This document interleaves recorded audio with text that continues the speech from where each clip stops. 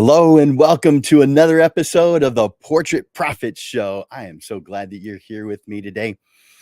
Some of the questions that photographers ask me, you get to hear some of them. Um, I haven't included the crazy or outrageous ones, but I have included the ones that I feel are going to be most valuable to you. Um, Before we get into that, though, we use a streaming platform to make sure that we can send this show out to several different places. And so we're on 5 different Facebook pages, we're on 2 different YouTube channels, and we're on 1 LinkedIn page. But because we do it that way, I can't see you unless you do what's going across the screen right now. Before you leave a comment, please grant StreamYard permission to use your name and your photograph by just clicking the link of streamyard.com/Facebook. And so you see that going across your screen right now. I'll put that in the comments right now. So that is Facebook, or excuse me, streamyard.com/Facebook. Spell it right.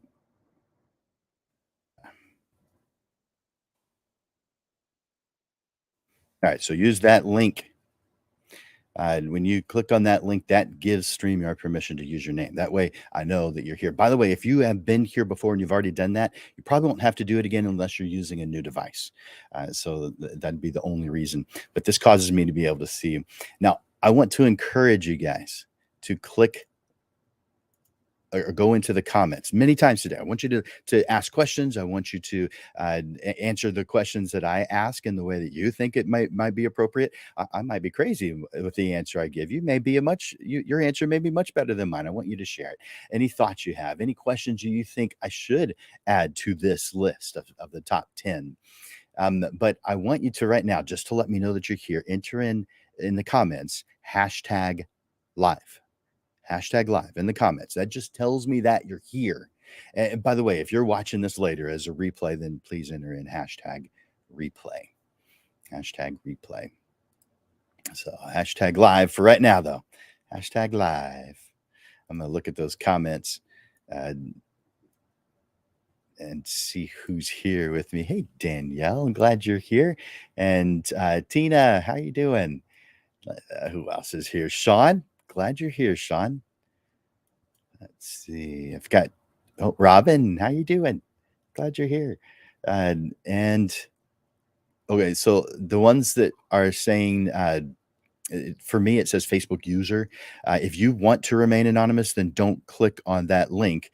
That's the streamyard.com/Facebook, because that keeps you anonymous. I won't know who you are.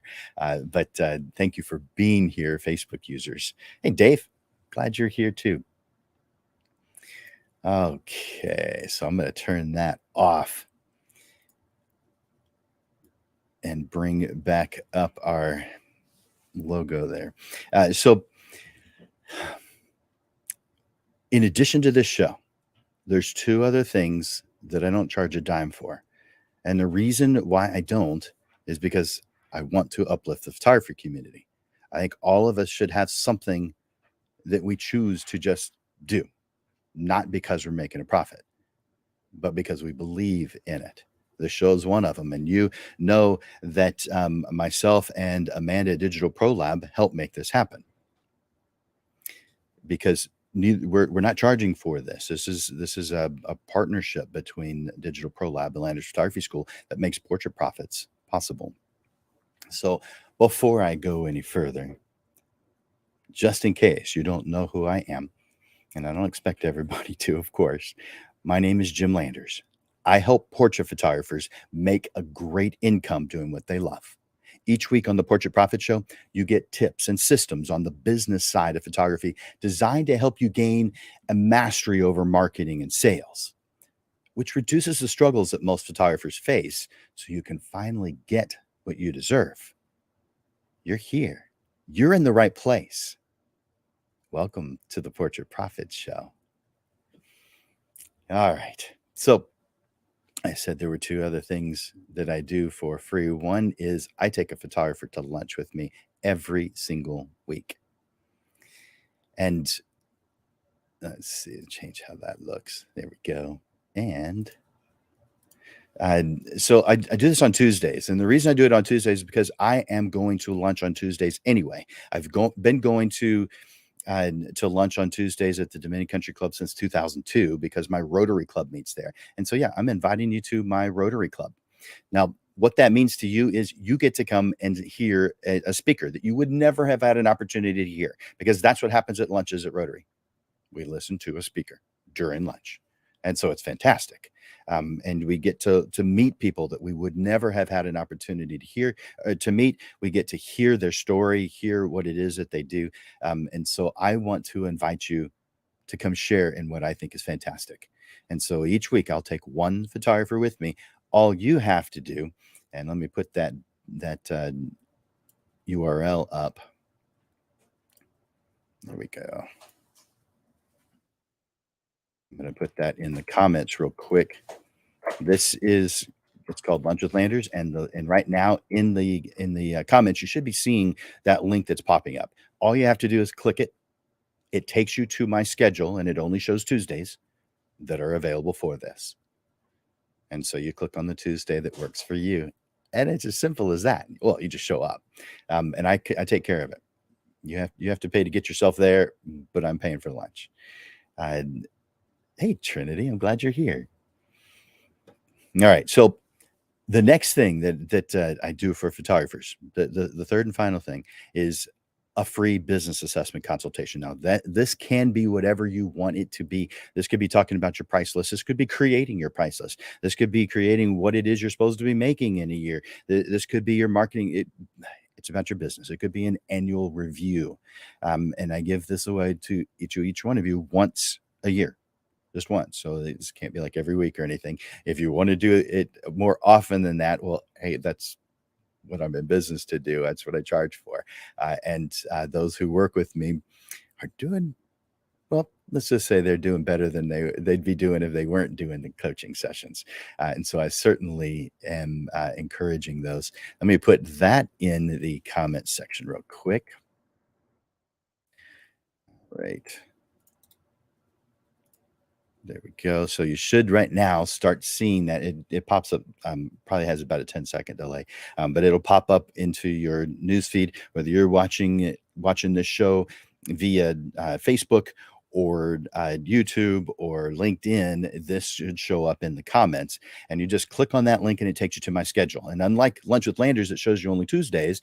This shows you the rest of my schedule and what days and times are available for it. So click on that link that you're seeing in the comments section right now and take advantage of that free business consultation. All right. So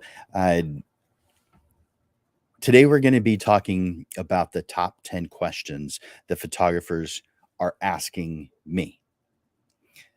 As you can imagine, there's a lot of questions that photographers are asking me, all different kinds. Some of them you definitely expect. Some of them are odd. Some of them are things I wouldn't have a clue about. And so hopefully I can point them in the right direction. Today we're going to be talking about the things that I feel are the most important, the things that I feel I do have good answers to, and the things that I think will benefit you the most in this 1 hour that we have to talk about these questions. So let me take that back off the screen and then move into the very first question. Let's see. By the way, I've got a question for you in the comments. Ask a question that you think that someone might ask me. Now, this could be the question that you want to ask. That's fine. But what kind of questions do you think people are asking? Keep it clean. We need to keep this PG-13. This is, families see this stuff. No weird stuff, please. Real. Silly is fine. Like, if Rick Castillo is watching, he's always got something fun to say. And same thing with John Sines and several others who I find hilarious. And I definitely appreciate your comments.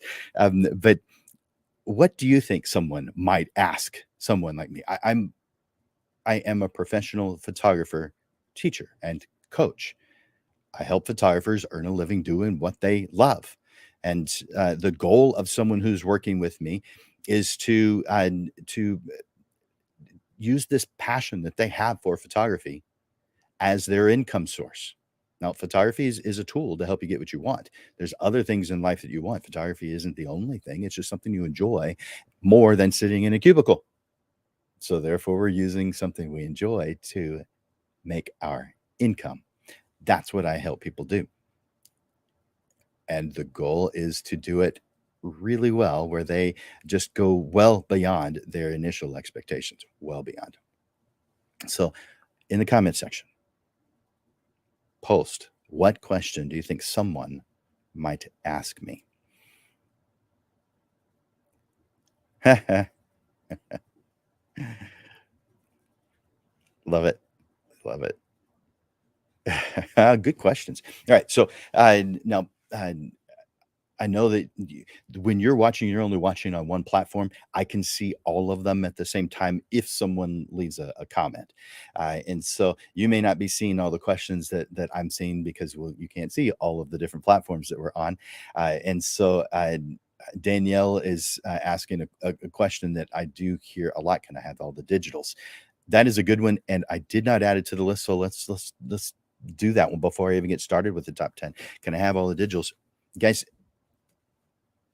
you're in control. If you want to give the digitals away, then give the digitals away. Now, you need to have a good reason for that, and it can't be because I don't know how to do prints. That is really lazy. I'm sorry. I know some of you don't like that response. There are times when giving the digitals is the right thing. So I'm not saying that is lazy. I'm saying if you haven't learned to do prints is your excuse for not selling prints and only selling digitals. That is lazy.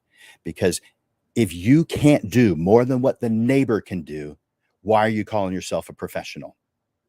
Because the neighbor could have come over and photographed your family portrait and given you all the digitals. You've got to do more. You cannot be equivalent to the neighbor. Am I right? Is that fair? Or am I being too harsh? Tell me in the comments. Do you agree? I agree. Tell me. I agree. Or I think you're crazy. That's fine too. By the way, hit that like button. Hit that love button. If I say something you like, hit the like button. If I say something you think is fantastic, hit that love button. I like all the love and the like. It makes me feel good. Makes you feel good too, right? Cool. Love it. Oh man. I like seeing these. Danielle says, amen. I say that a lot to myself. Tina, I agree. Trinity, hard agree. Dave, I agree. Good, good. Oh, some good ones here. So how do I reinvent myself? I might be covering that one in the questions that I have here. So I don't know. I won't answer that one. How much is an 8x10? Oh, love that one. When years ago in the 90s, I started noticing this. By the way, I started my business. I graduated from Sam Houston State University with a degree in photography in 1991 and became a full-time professional photographer at that point.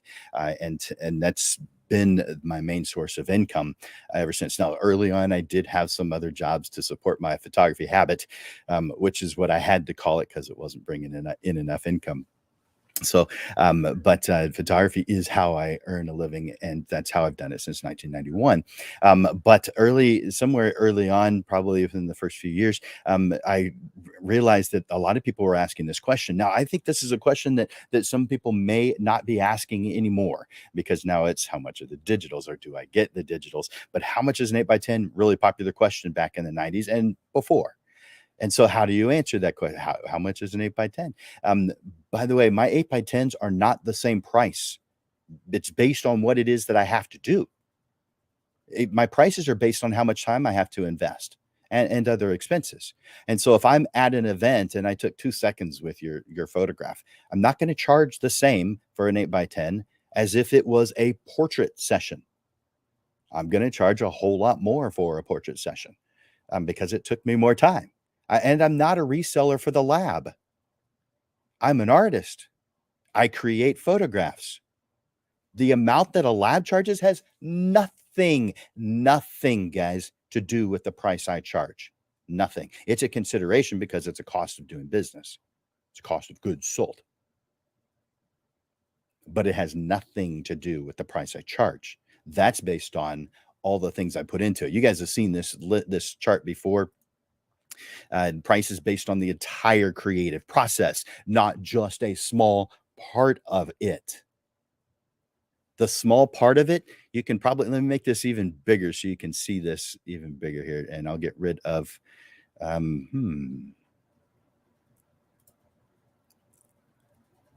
okay. Interesting. There we go.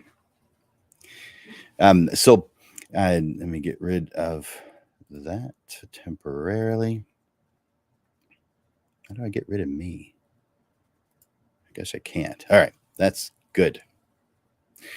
So your pricing is based on all of the things you do, the entire creative process. So this is from initial contact, the phone calls, the emails, all the way up until print delivery and installation, if you do that. But printing is a small sliver of the entire process, as you can see on this illustration.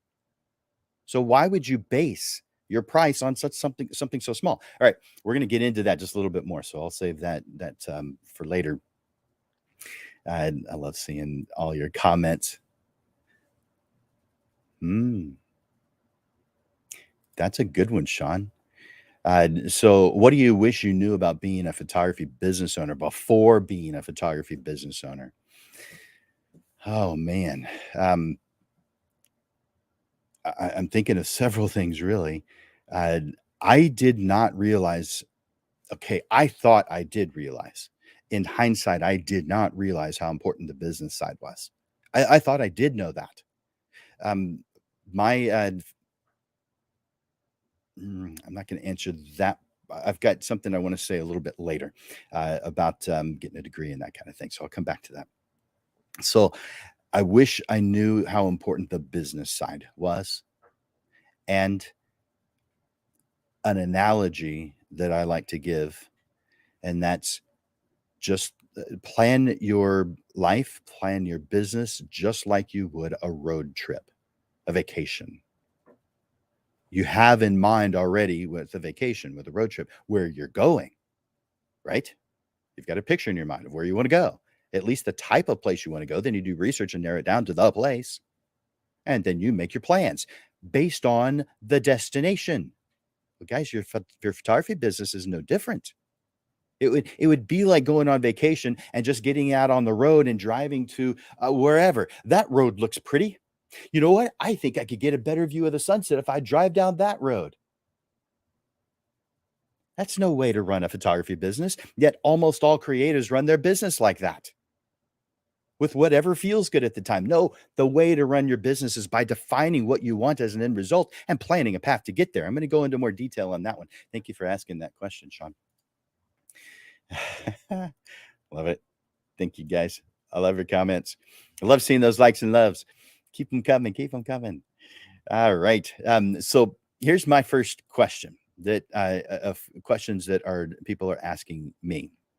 By the way, if this is helping you so far, let me know in the comments. Just make some kind of comment that says I'm enjoying this. I'm getting something out of this. This is helping me. Whatever. Just something that acknowledges that this is beneficial. What we're doing right now. So, number one, first question. Now, these are in no particular order. It's not like a top 10 countdown for, late night TV where it's 10, 9, 8, 7, 6, 5, 4, 3, 2, 1. No, I'm just in any order. The first one on this list is, how much money can a photographer really expect to make? By the way, this question often comes from parents. If I am working with someone who is in their late teens or 20s, it often comes from the parents.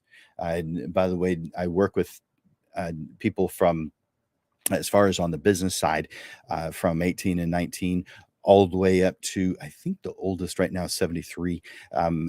So it's quite a range of an age group. You can start photography business anytime. In fact, a lot of people do it just on the side, and there's many who do it after they have retired. So you can start a photography business whenever. That doesn't mean put it off though. If you feel it in your heart that you're being pushed, being called to do photography as this is something that I have to do this, don't put it off. It's not good for your health. It's not good there's no good about it. You've got to move forward with it if you feel it's right. So how much money can you really expect to make as a photographer? Guys, if you look at the IRS records, it doesn't look good, because usually what you'll find when you look at government records, you'll find somewhere between $30,000 and $60,000 is what photographers make. And I'm not saying that's bad, but that's that's a whole lot of work for not a whole lot of money. Is that fair to say? Do you agree with that? I mean, $36,000 for some people sounds fantastic. I understand that, but it's a lot of work for that. And chances are that's the total amount you're reporting you're making. Your taxes have to come out of that. Your expenses have to come out of that. So the amount you're actually making, generally speaking, is going to be a lot less. So how much can a photographer, and that's interesting. I just realized that's not photographer. So I'm going to change it because I can do that. There we go. How much money can a photographer really expect to make? Guys, a lot if they're doing it right. Now, how do they know they're doing it right? They probably don't. Most photographers think that they all know that there's something more that they can be doing. That's a given. But there's too many who feel like I'm doing it just fine. And a lot of them are the ones that are self-taught. Nothing wrong with being self-taught on the art side, a whole lot wrong with being self-taught on the business side. Sorry, it is. You've heard that cliche, and I don't remember who said it. If you are teaching yourself, you've got a fool for a teacher. Blind leading the blind. I mean, if you went to a school to learn something and that teacher had never done what it was that they were training you for, wouldn't that be a red flag to continue looking? And yet you do it to yourself. You should have someone who you work with to help on the business side, or at least take some classes. So how much money? So over 100,000 for sure. There's plenty that make over 2, lots that make over 3. The best photographers in this area, San Antonio, Texas area, and I know people are watching from all over, but those who are in this area, the best are going to be doing over 500,000 in gross sales. I'm not talking about how much their take home is, because that's going to be different depending on a lot of variables. So over 500 is some of the best. There are some that are doing 6 and 7, and there's probably a handful that are doing over 1 million here in this area. Definitely worldwide, there's a lot that are doing, way, way up. So how much can a photographer really expect to make? There isn't a ceiling. If you plan it, you can probably make it happen. There's some variables that go into it there. So hopefully that'll give you an idea of what I'm of an answer to that question. Now, something that goes along with that question a lot of times is, do I have to do weddings in order to make money in photography? Absolutely not. Now, why would someone ask that question? Well, because the price tag on weddings is one of the higher price tags when it comes to photographing people. It looks like it anyway, but it is not the highest amount of profit. Portrait photography has much better profit than wedding photography does. There's no comparison. Okay, there's a comparison, but it's obvious that portrait photography does much better than wedding photography. If you want to do wedding photography, fantastic. If you love weddings, do wedding photography, because you can make a very good income doing weddings. If you don't love weddings, guys, come on. This is someone's once in a lifetime event. If you're doing it for money reasons, come on. It can't be your only reason. I'm doing it for the money. Now, probably none of us would admit it, but if you don't love weddings, stop doing them. This is someone's once in a lifetime event. Am I being too harsh? That's what I believe. If you don't love it, don't do it. There are plenty of wedding photographers who love it, who would like to have more business. And you're taking it from them because you want more dollars. Guys, there's more dollars in portrait photography. So if you don't love weddings, stop doing weddings today. I'm not saying don't do the ones you've already booked. You got to do that because that's called keeping your word. Man, every once in a while, I used to get calls about a bride or a relative of the bride who would call and say, our wedding photographer is not available. And it was a last minute, like within the last 2 weeks. Is there someone you know, or can you help us out with that? And I'm picturing one in particular. So I'm going to tell this one story. I'm not saying it applies to all of these particular situations, but this particular one, the father of the bride called and, was concerned. I don't think he was stressed. I think he was just concerned. His daughter was probably very stressed. Their photographer called and said, you know what? I'm not going to be able to do your wedding because another client called who is a much higher package. And so I accepted that money and I'm going to return yours. And, it's just business. I have to go with the one that makes more money. I understand how it is. If you were going to get a job at company A and you looked at company B also, and company B paid more, you'd take the job with company B, wouldn't you? Okay. That's different, because you gave your word to that couple that you would be there. If you give your word, you must keep your word. Do you agree with me? Tell me. I agree. If you don't agree with me, tell me I'm crazy. That's fine. Hey, I have an opinion. I bet you do too. Share it with me. So, no, you do not have to do weddings. If you love them, do them. If you don't love them, portrait photography is where it's at anyway. All right. So, guys, if this is resonating with you today, will you do just simple thing? Comment yes. Just give me a yes. Tell me. Are you hearing some stuff that you can relate to, that you can feel? Just enter yes in the comments. Second question. Would you recommend a person who wants to get into the business go get a college degree? Those of you who know me know the answer, how I feel about this one. Guys, for a lot of fields, a degree is absolutely the path you must take. It's the best path. Photographers, don't waste your time. Don't think another 2 seconds about it. No, getting a photography degree has got to be the biggest waste of time and money you could possibly. Now, all right. My teachers, I have a degree in photography. I mentioned it earlier. Got it in 1991, Sam Houston State. It was the best in the state, ranked third in the nation for photography schools at that time. So I was getting into a fantastic program. The teachers were fantastic. So this comment has nothing to do with the teachers. They were fantastic. They loved us. They were passionate about photography. They were wonderful. But not one of them had ever earned their living with photography. They were not prepared to prepare us for what happens next. If you're going to work with someone, and you should work with someone who has experienced what it is that you want to experience. Out of the 7 teachers I had in my college program, none of them had ever earned their living with photography. Guys, it's probably not like this in every single school, but most colleges and universities, at least the ones that I have looked at, and I have done some research on this, require no experience to teach students. No experience in the field.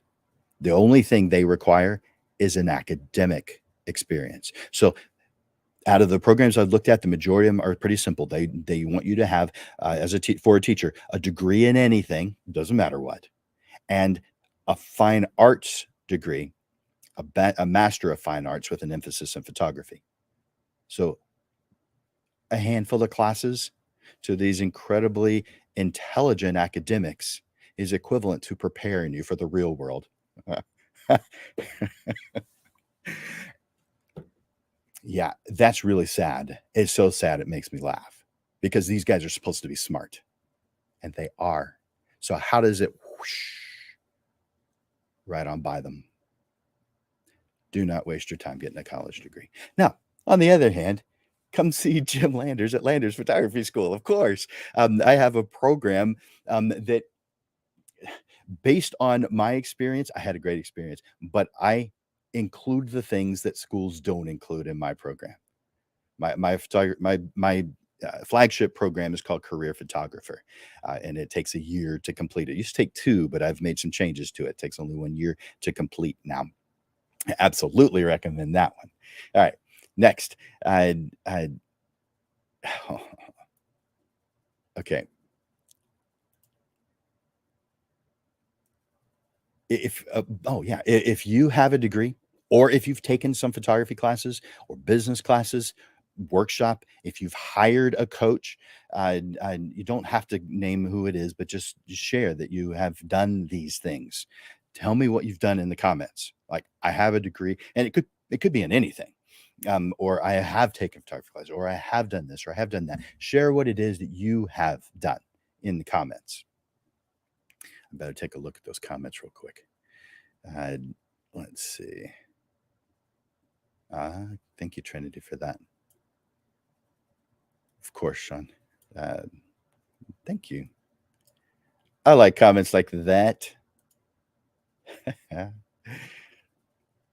And comments like that. Oh, good. Yep. Okay. Nice. A lot of good comments here. Too many for me to keep up with. Keep it coming, though. Keep them coming. I love it. Cool. Awesome. All right. So the next question is about pricing. This might be the number one most often asked question, is something regarding pricing. Now, there's a lot of stuff to think about when it comes to pricing. So how do I do pricing? Do I price by the hour? Do I have packages? All the different types of pricing are just tools, and they are all good tools, but they are not all the right tool for what you're trying to do. And the only way you can tell the difference between a good tool and the tool that's the right tool for you is if you have already defined where you're going, where you're headed. Otherwise, it's not possible to answer the question. But let's answer the question anyway. How do I do pricing? So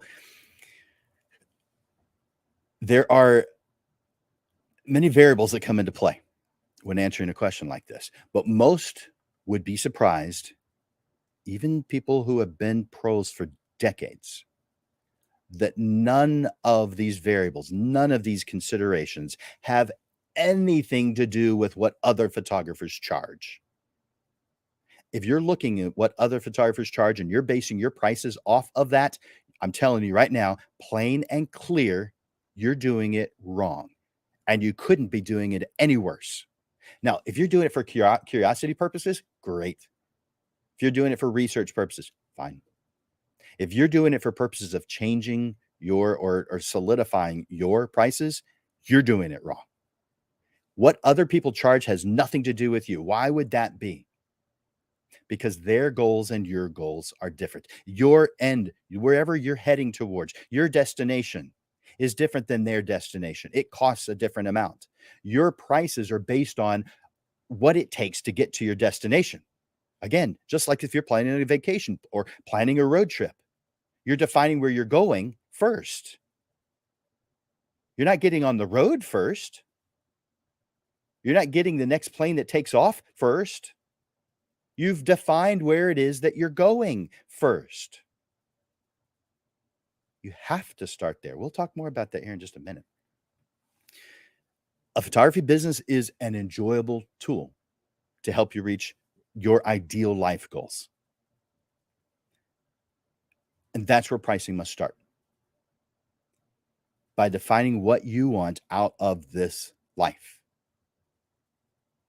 Now, it's going to take me a while to say that in a way that's complete, but so I'll just, you know what? I started doing some research and I stopped doing it about 3 years ago. So probably about 10 years, I researched so since 2009, I researched the averages of different types of photography in the San Antonio market. I didn't go beyond. So let's talk about wedding photographers. Photographers seem to come in different levels, just like restaurants do. You've got the fast food photographers, you've got the casual dining photographers, and you've got the fine dining photographers. So, where are the fast food level photographers for weddings? They're under $2,500. Now, does that mean they're bad? No, it doesn't mean that at all. It's just different things for different people, different goals. By the way, I can mathematically prove that if you're not charging over $2,000 for a wedding, you're losing money. I can mathematically prove it. Test me. Serious. Get one of my business assessment consultations. Let me prove it to you. If you think you're making money charging $1,000 for a wedding, guys, it proves to me you've not done the math. Let me prove it to you. Your break even point, the average break even point in the San Antonio, Texas market is $2,150. That's break even, meaning they don't make anything. Well, their business doesn't make anything. They, as a labor part of it, do. But their business doesn't make a profit at $2,150. Now, that's average, and not every photographer does what the average photographer does. Some of them are too new to know what can be done. That's not a negative, it's just a fact. Casual dining photographers are generally speaking under $6,000. Casual dining under $6,000. And of course, that means the fine dining photographers are above $6,000. What's expensive? Well, beauty is in the eye of the beholder, and so is price. In 2013, I decided I was going to stop doing weddings because of the amount of time they took. Because I wanted to spend more time teaching. I love you guys. I hope you love me back. Hit that love button if you do. In 2013, I decided to stop doing weddings, but I still love doing weddings. And for the right price, I would still do weddings. You know how it is. So I effectively doubled my prices, but I didn't do it that way. I made one package that had everything in it, plus a few extras that I never had before, and it was $12,000. I thought that would cause the wedding side of my business to just go away. That's what I thought would happen. Didn't happen. It did reduce the number of calls. Great, because I didn't have time for it. It did reduce the number of people who of brides that I signed up. Great, because I didn't have time for it. But guess what also happened?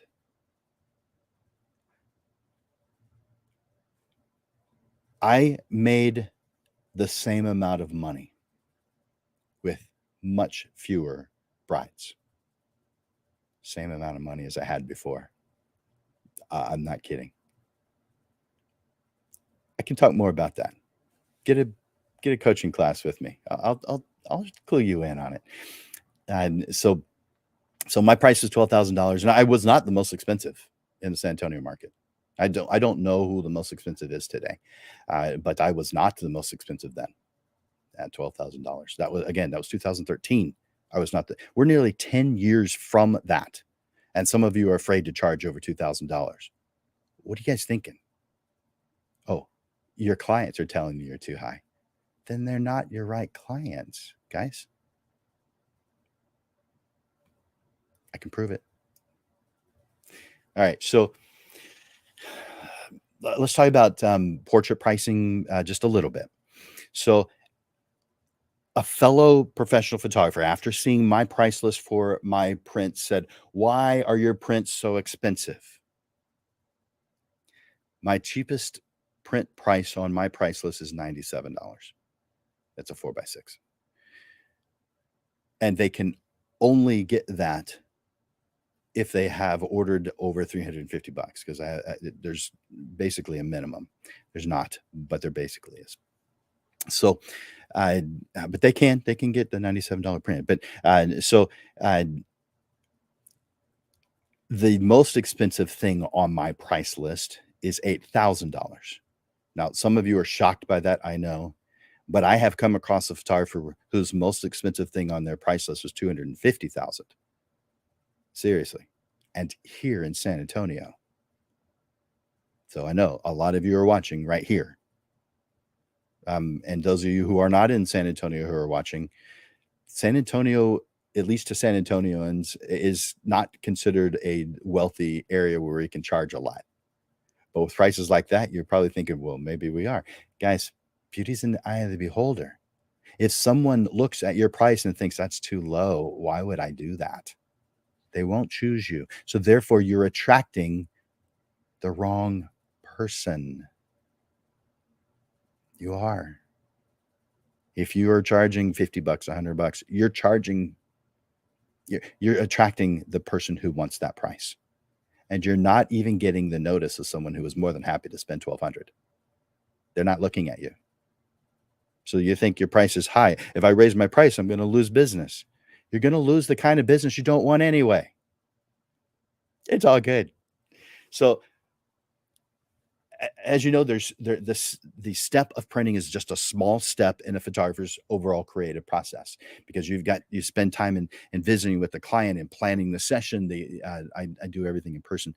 The session itself, the culling of the images, the presentation of the originals, the fine tuning of their choices, the tiny but albeit important step of printing, the post-print process, the wow presentation, the delivery and installation of the wall art, all this other stuff that you do that comes to where your pricing is. By the way, some photographers have portrait photographers have a creation fee. Some people call it a session fee.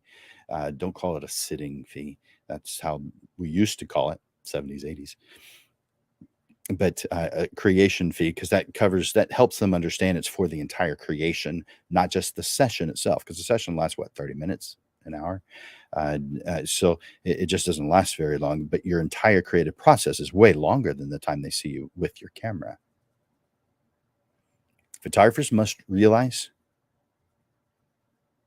that they don't sell prints. That's what labs sell. And again, you're not a reseller for the lab. My name tag says Landers Photography. It doesn't say Digital Pro Lab. I'd be proud if it did, but it doesn't. I'm not a reseller. It's not prints that I am selling. A print is just the medium of choice for many photographers to display their art. Do painters sell canvas? Or is it what's on the canvas that they sell? Portrait photographers sell the entire creative process, from idea to reality, so that it is seen, so that it is felt, so that it is enjoyed daily. Does anybody agree with that? Is this helping you today? If this is helping you today, do me a favor. In the comments section, say if this helps. Am I reaching you? Am I touching you? Are you feeling this? If so, tell me this helps. Give me a like. Give me a love. Whatever, just engage some way that I know you're here. Next question.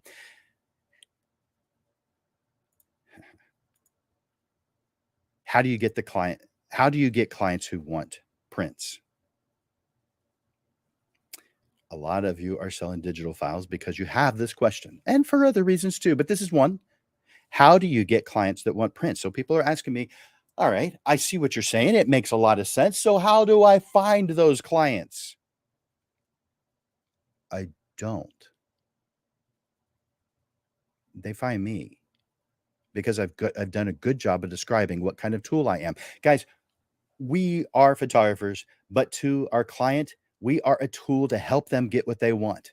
So if you define very clearly what kind of tool you are, then they buy you. If you're a hammer and someone goes in for a screwdriver, it doesn't matter how good a hammer you are, they are not walking out with you. And you don't want them to, because you can't do what a screwdriver does. Now, you may think, well, I can press the button in front of anything.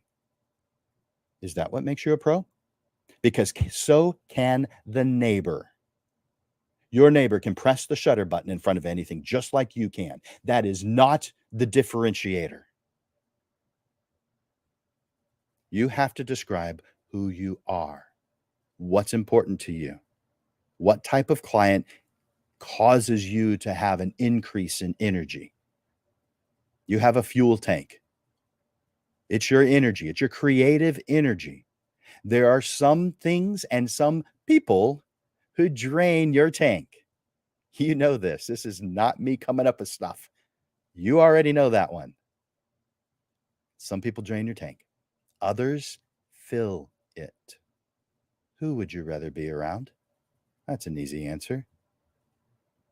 So make sure that you describe yourself so well that you don't wind up with the drainers. You wind up with people who fill your creative energy, who lift you up, make you thrilled, make you happy, make it so when you wake up in the morning, you are boom, ready to go. That's up to you.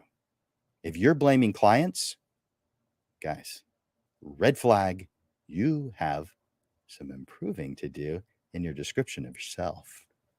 So when I talk about prints, this always brings me to this next question, and that's what's IPS?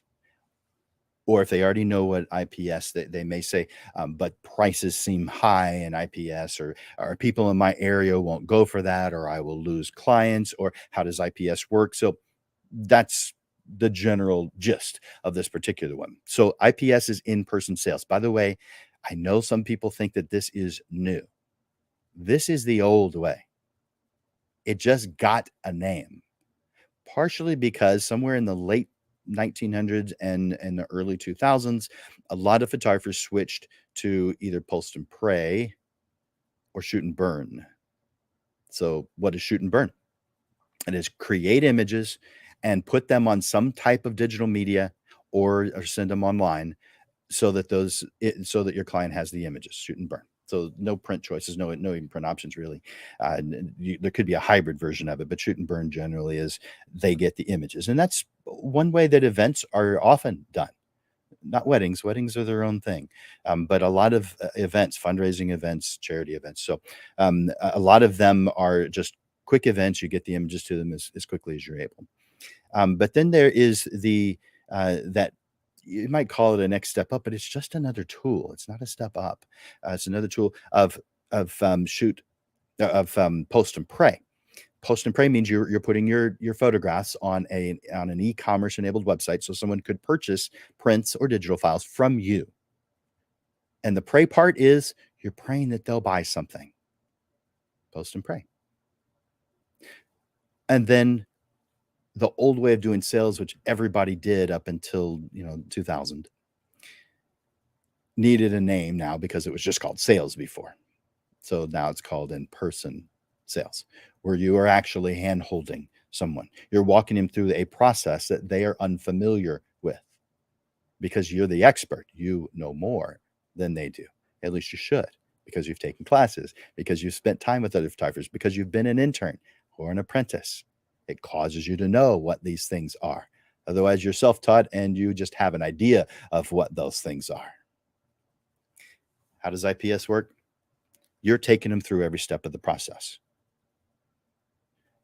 For me, I go to my client's home to do the planning session. That way I can see their walls, their decor, the feeling of this environment where the print is going to be displayed for years. I get to find out their personality in an environment where they're comfortable. Sometimes I even go into their closet and help them pick out clothes. That's pretty rare, but it's happened. And that's only because they asked for it. But we are planning what we're going to do. Again, guys, It's the same thing as I gave before. If you're going on a road trip or going on vacation, you define what the destination is before you get out on the road. So therefore, when I'm photographing someone, I don't start by pressing the button or choosing a time and then go press the button. No, we define what wall it's going to go on. Yeah. What wall is it going to go on? That helps me decide a lot of things, whether it should be horizontal or vertical, what size it should be, what the appropriate frame is, if a frame is even appropriate, what surface the print should be. I'm able to give a very accurate estimate on price because of this. And because I'm there in their home and they can see what I'm doing, and because this is so far beyond any photographer that they've ever worked with, I've got the wow factor on my side. And guess what? They are willing to pay more for it. They are. Talk about that in a future question. All right. So, yeah, I could go on and on about IPS. It is the way to go, but it is more time consuming. And again, it is just a tool. It's more time consuming. However, if it's the right tool, it's the tool you use.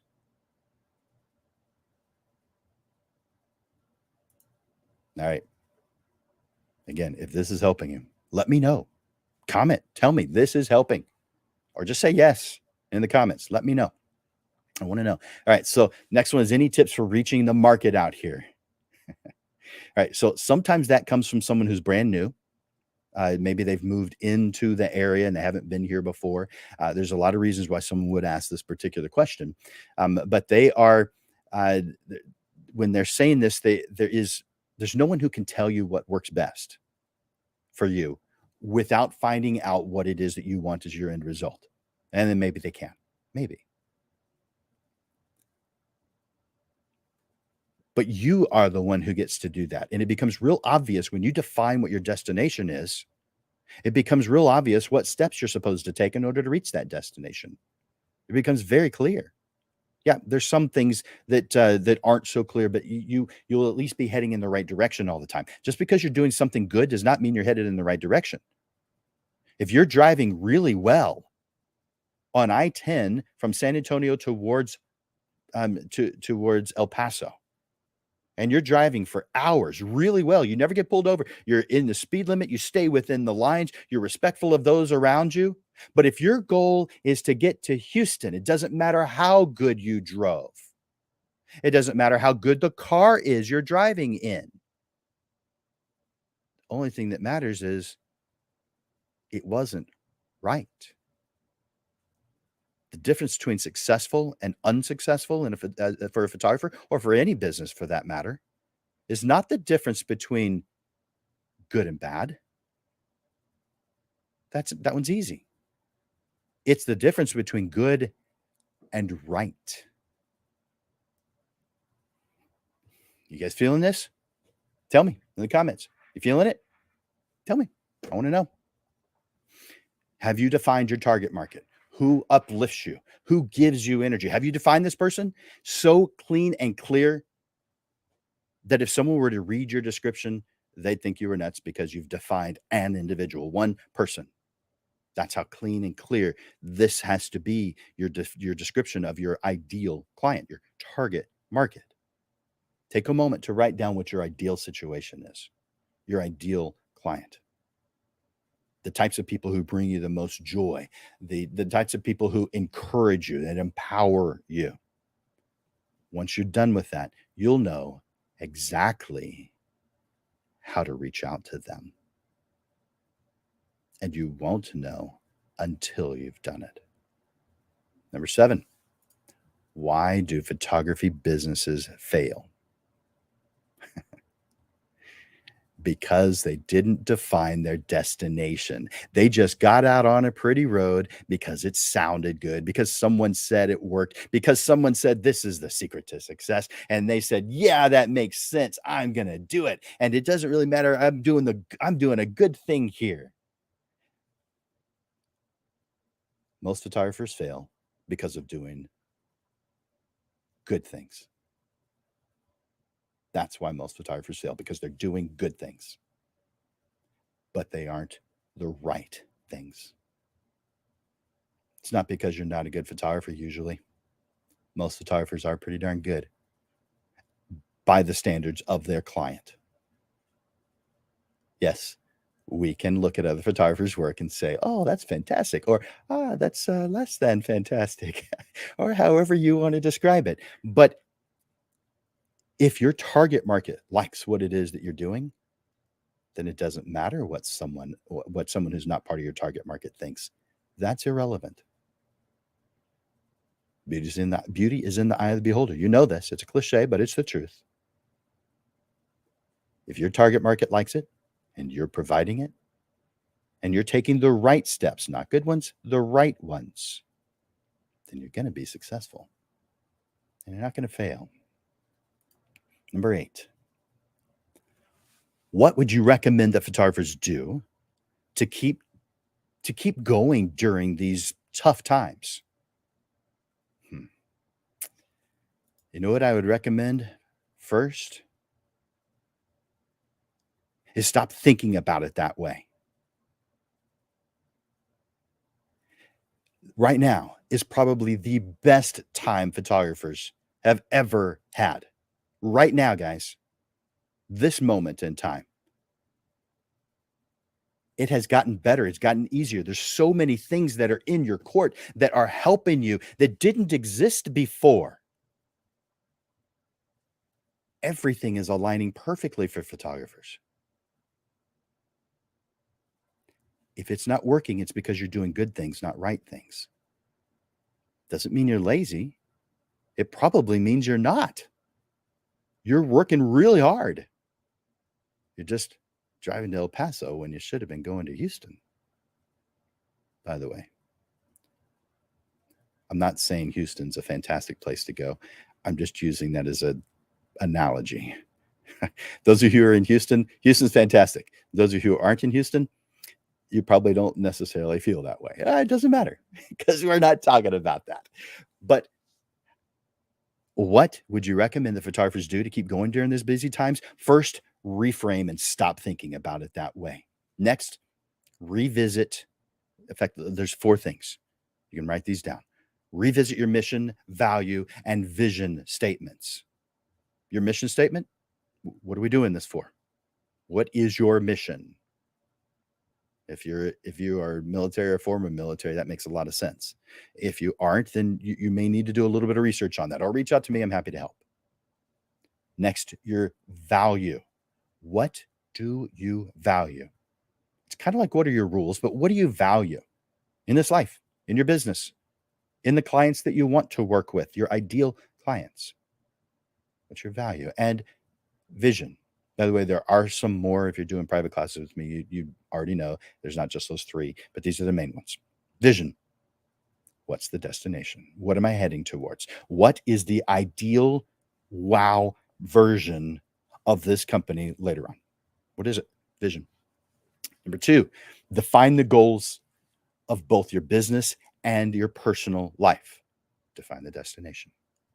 Number 3, once you've defined that destination, plan a path to get there. Don't start heading out before you've planned your destination. That's silly, or some other S word. Number 4, get on that path that you've determined is going to help you reach your destination.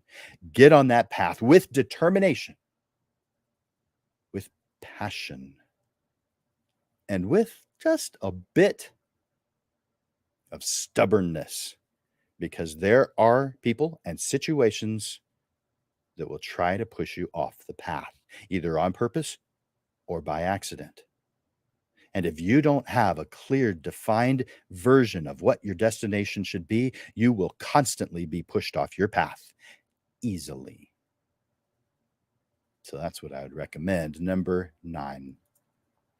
Is there a way to make money in portrait photography without doing sales?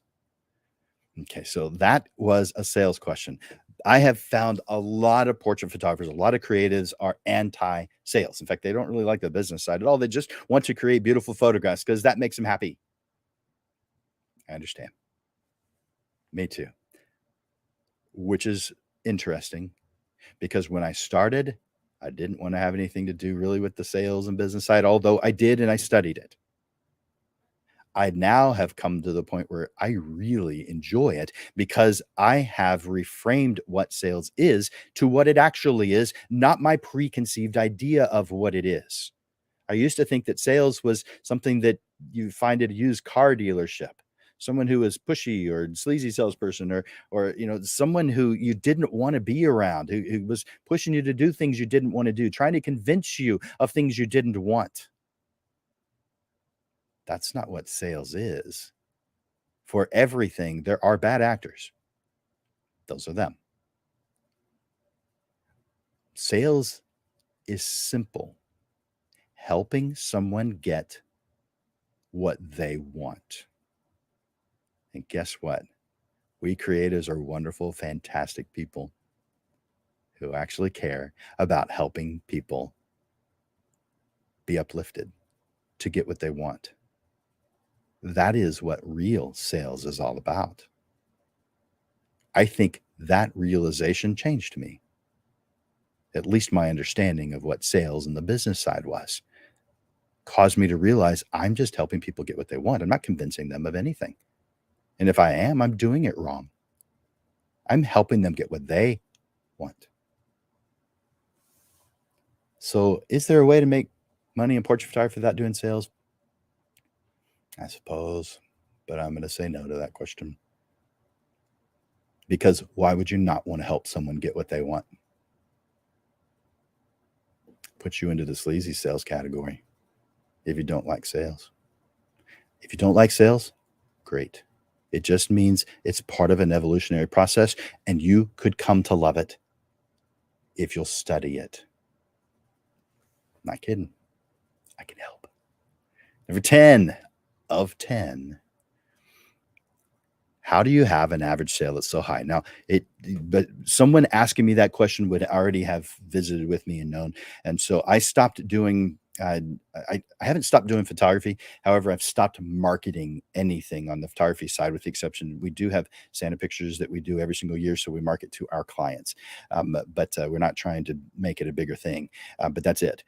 So we don't have advertising and marketing and things for family portraits and other things that we could do, headshots. So in 2018, we stopped all that marketing. We just haven't done it. Every once in a while, I might say that I still do it, but that's it. So someone would already have to know what my average sale is in order to ask this question. So let's give you some background to that. My average sale at the end of the last 3 years, so that's actually 2017, 18, and 19, because our 2019 was we already had a lot on the schedule because of the efforts that we did in 2018. So that's why I'm including 2019. Our average sale during that time period was $3,800 for a family portrait. And we specialized in emotional family portraits as home decor. That's what we specialized in. So average sale was 3,800. So how do I have an average sale that's so high? Well, I plan it.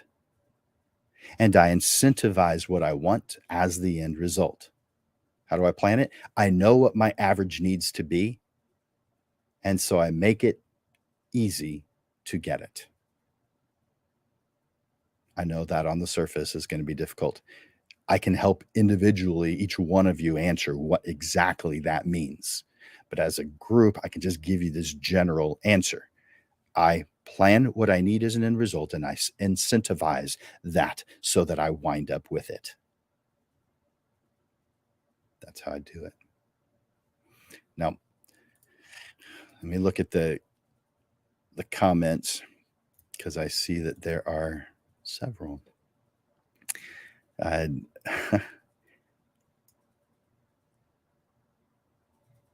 Watching from Monterey. I'm glad you are, Rick. Thank you for being here. Let's see. Trinity, that struck a chord with me. Glad to hear that. I love it. Let's see. Thanks, Alyssa. I appreciate you saying that. Let's. Okay, got it. I'm looking. I'm just in case you're wondering. I'm looking through the comments.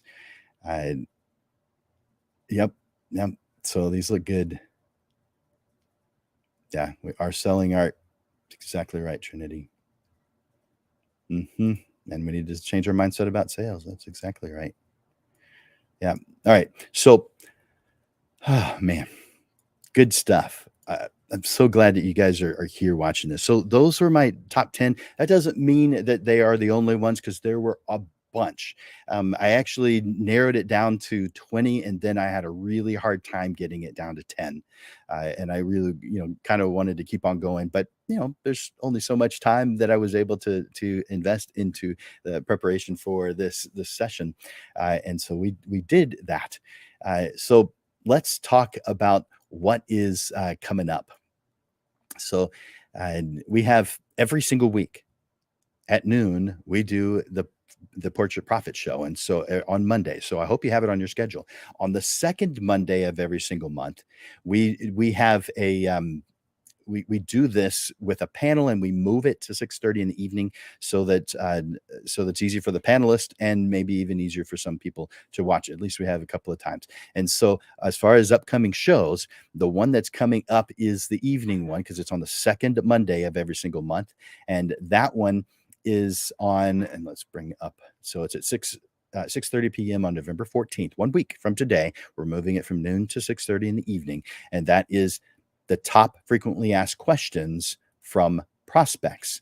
So there's a lot of questions that prospects will ask, of course, and those questions are going to be answered by these three panelists so that you can hear the answer, three different answers to the same question, making you more well-rounded, and you choose what you like and take the best of each one, and you can make it your own, make changes to what you do.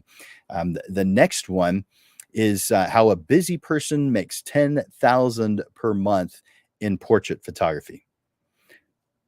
There are definitely examples of photographers making a lot more than that, working just a couple of days a week. So how do you do that? Let's talk about it. How does a busy person bring in $10,000 a month? And then we have on November 21st. So that's the weekend of Thanksgiving. So how a busy person makes $10,000 a month. The week after Thanksgiving is from dream to full time within 6 months. So this is the steps. How do you do that? Is it going to be the same steps, the same thing for everyone? No, but there are some general characteristics of how to make that happen that we're going to be talking about on November 28th. Put it on your calendar. And so I hope you guys are enjoying this. I hope that you are clicking on that. If you're watching live, that you're entering hashtag live. That way I know you're watching it live. If you're watching the replay, hashtag replay, and sharing. Share this with others. If you think there's something of value here, share it with others. Because when we lift even just one person, we're lifting the entire photography community. Now you may think, well, I want this stuff for myself. I want to be able to grow in a vacuum. It doesn't work that way. Because when we lift everyone up, even the clients notice, and your average sales go up because of it. You've come across people who said that's too high, or that's ridiculous. Are you kidding me? Or is it wrapped in gold? That I've heard all. I could buy a car for that. I've heard all those fantastic comments. I love them. You're going to reduce those and increase everyone, not just photographers, but clients. When you share things like this, not just this, anything like this that you find, share it with others. Let other photographers know. All right. Next week, actually, not next week, this week, if you're in the San Antonio area, or if you're going to be in the San Antonio area on Thursday, every single month, we have my wife and I run a camera club, and it's called Photo SA, and it's been around since 2006. And we meet on the second Thursday of every single month, and we've never missed one. We've brought in over 300 speakers. In fact, that's the majority of what we do, is bring in speakers so you can hear a different point of view. And it's all of them are photography photographers or photography related. So this could be labs. This has been industry reps. There's just anything photography related. Sometimes the business side. Sometimes it's the something about photography like wildlife photography or landscape photography or portrait photography or weddings. So we definitely bring in all different types. The photographer artist that we're bringing in on this coming Thursday is a fine art photographer, and he's going to share his inspiration. So he has a full-time job, and this is his work on the side. This is his hobby. This is his passion. This is how he lets go of some of that steam of that he has to deal with during the week. But he has some incredible work that if it isn't already, is going to wind up someday in museums. So it's on, again, the second Thursday of every month, 6:30, and it's at the Dominion Country Club. So put that on your calendars. Dominion Country Club, 6:30, second Thursday of every single month. So that's this coming Thursday. And by the way, it's only $10 and there's cookies, there's lemonade. So yeah, come though for hearing the speakers. All right.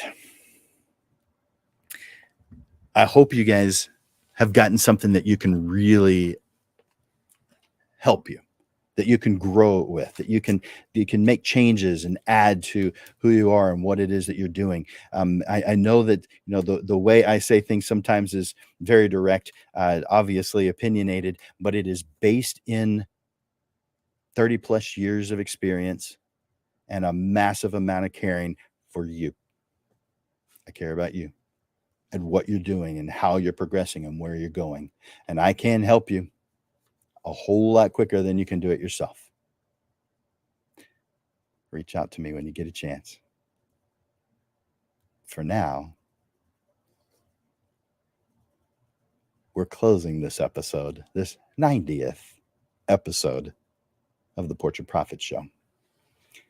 For Landers Photography School and Digital Pro Lab, this is Jim Landers bringing you the weekly Portrait Profit Show, giving you evolving content, awareness, and even fun to the business side of photography through helpful information, step-by-step processes, and action steps that will help you with the struggles you deal with now so you are constantly realigned to the success you deserve.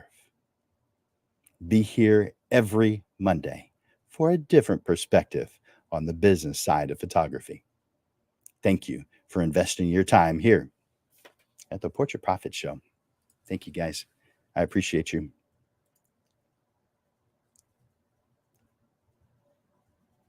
And I look forward to seeing you next week. Bye for now.